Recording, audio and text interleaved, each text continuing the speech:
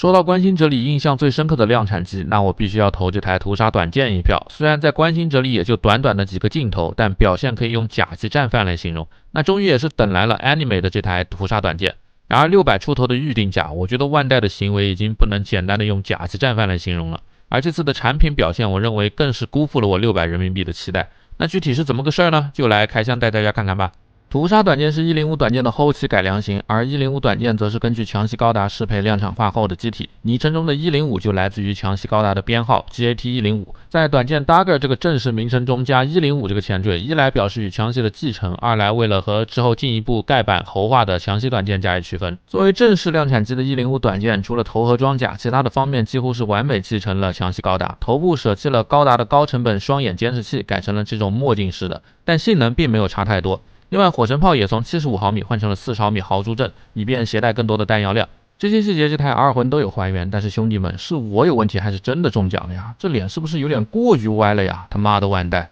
另外，强袭高达的背包换装系统也完美的继承了，证据中也确实有其他背包的出现。然而，出于量产的考虑，不得不把 PS 装甲换成普通装甲，但关键部位还是增加了突入大气层用的基层装甲做防护，所以整体的装甲性能并没有下降太多。但短剑的造价依旧是昂贵的，短剑的设计生产离不开大天使号带回的3项关键技术：强袭高达、机神重写的 OS 以及机神的战斗数据。但证据中并没有明确其量产的时间，至少到阿拉斯加一战的时候，联合这边主要还是飞机和大炮。而屠杀短剑是直接改进自105短剑的机型，除了动力和电子设备的升级 ，OS 也升级适配了幻动部队的驾驶员。而另外肉眼可见的最大改进点便是这身低可视涂装了。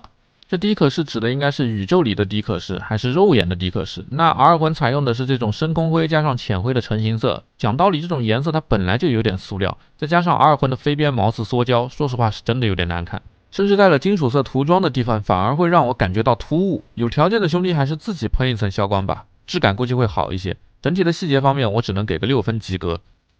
配件方面，首先是常规的造型手架，配合上一对握拳、2对不同的握持、2对幅度不一样的开掌手，总共5对手型，感觉细节方面还算过得去。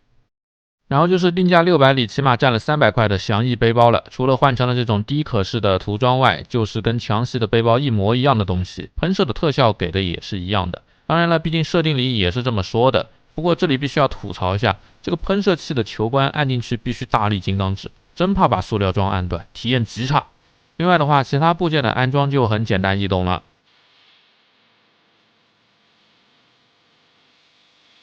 喷射的特效用的是小型的 C 扣挂载在喷口处的横杆上，效果还是很紧实的，但毕竟是 C 扣，还是要小心的掰动。而下方大喷口使用的是这种带自锁的插桩，也是插拔搭载。背后的接口用了强袭通用接口，一个带方形锁定位的长条插桩，由于整个桩位是比较长的，这里固定的相当的牢固。当然了，这也是强袭的优点，这短剑只是跟着沾光，本体跟背包的配重相差不大，装上背包后要自立就必须得前倾了，而整个背包的细节做工和本体也大差不差。这玩意儿最大的好处应该就是能给漆黑强袭换装了，反正600买这么一套，我只觉得很亏。武装方面还原了屠杀短剑的正常配置，一面抗光束盾牌，4柄光束剑，2门不同的枪。特效剑比常规的直刀弯刀多了一个光束射击和实弹射击的特效。盾牌可以通过这个握把来握持，也可以通过插装直接连到手腕上，但空间安排的很局促，试了很久是不能同时握持和搭载的。而那个实弹特效主要就是为了还原这门臭名昭著的地面作战用 12.5 毫米机枪，那这个玩意儿就是为了还原关心者里最震撼人心的一幕，史温带着幻动小队屠杀难民营里的平民。C 里的联合相比起 UC 里的联邦反而更像是吉翁，丢核弹杀平民，种族灭绝内斗无恶不作。反而扎夫特看起来像是被逼无奈。从 UC 到 C 的结合上剧场版后福田的发言，其实可以看出日本甚至西方对战争反思的恶劣变化。其他的武装方面，首先是这把 M703 型的光束步枪，和强袭的那把光枪威力和性能差别并不大。另外前方的握把做了转动的机构，瞄准镜的部位做了唯一的金属色的涂装。而这一把就稀奇了，栓动的上膛口以及握把，枪管上这种模拟机枪一样的镂空的洞洞，甚至下方还有加装配件流出的滑槽。如果我不说，大家肯定以为这是一把机枪，而且还是复古式的设计。但是这玩意儿设定上是前面那一把的改良款 M703G 光束步枪，这设定多少给我干懵了。关键是原片里它也真是这么画的呀，而且我去查了一下，还发现这个造型确实有一把一模一样的实弹机枪，设定说是联邦基于光束枪改的实弹版本。好家伙，这设定突出一个随心所欲是吧？ OK， 那么武装和设定就介绍完毕了，最后来一起看一下这台屠杀短剑的可动吧。首先头部有一个前后位移的伸脖子关节，抬头时后脑勺的装甲也有一块会做上抬的联动避让，抬头能超过30度多一点。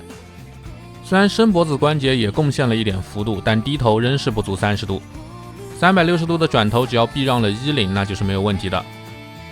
左右的侧摆只有脖子在前伸时有15度左右，脖子缩回去以后就会被衣领锁死。肩胛的结构虽然沿用了强袭，但这种 C 扣我真的很不喜欢。肩膀上抬的时候容易弹飞不说，把玩的时候还总感觉松松垮垮的。那手臂的结构就完全是强袭的了，通过张开背阔肌来达到20度左右的蝴蝶肩前伸范围。侧平台能做到胸腔内部，不套肩胛的话能接近180度，而即使是套了肩胛也有135度以上。大臂根部当然有经典的360度平转切口，大臂的360度大风车自然也是毫无压力的。小臂的双段曲肘也能完美的做到180度小臂贴住大臂。然而同样是强袭的结构，前裙甲和后裙甲你好好照搬过来没毛病，但这个侧裙甲你是怎么想的呀？你明知道会干涉还弄这么短的装，随便一抬腿就直接崩飞，把玩体验负分。而且转腰这里也是这个后裙甲，就是明知道干涉就在这里，你明知道这样转腰只有不到45度，哪怕就是后挪或者缩短一点后裙甲的事就不改，就同一套模具懒死都不做改进，就是一句话，恶心。那其他沿用强袭的结构就没有太大的槽点了，比如腰部的这个拔出的关节，拔出后的弯腰能做到40度左右，后仰也能到30度附近，幅度非常的可观。腰部的左右摆也能借助拔出让位摆动个15度左右的范围，挺不错的。但你看这简单的下一下腰，侧裙甲又给崩飞了。如果觉得弯腰的幅度还不够用，还能通过解锁尾椎骨这里的关节进一步向前弯腰到接近90度。大腿根部也是配置了 R 魂祖传的滑槽下拉关节，抬起前裙甲后前踢能达到超过90度一点，后踢的干涉避让后也能做到接近90度。大腿要侧踢必须要先下拉避让，否则容易把侧裙甲顶飞，侧抬也有接近90度。大腿根能够做到向后转180度，但不能360度转动，向内的话就有45度左右的幅度。最后屈膝由于腿甲造型的缘故不能完美的180度，但这个幅度也已经是大差不差了。脚踝的向内接地非常的优秀，能做到接近60度的大幅度。向外的表现很一般，但一般的也用不上这个东西。脚踝左右都有45度的旋转幅度，不能大幅度的拼转。脚掌前抬有30度多一点，向后垫脚能到60度左右。再配合上接近90度的下折前脚掌，飞行的 pose 可以摆得很标准。翔翼背包当然也有几处可动的位置，首先机翼能上下调整角度并且折叠。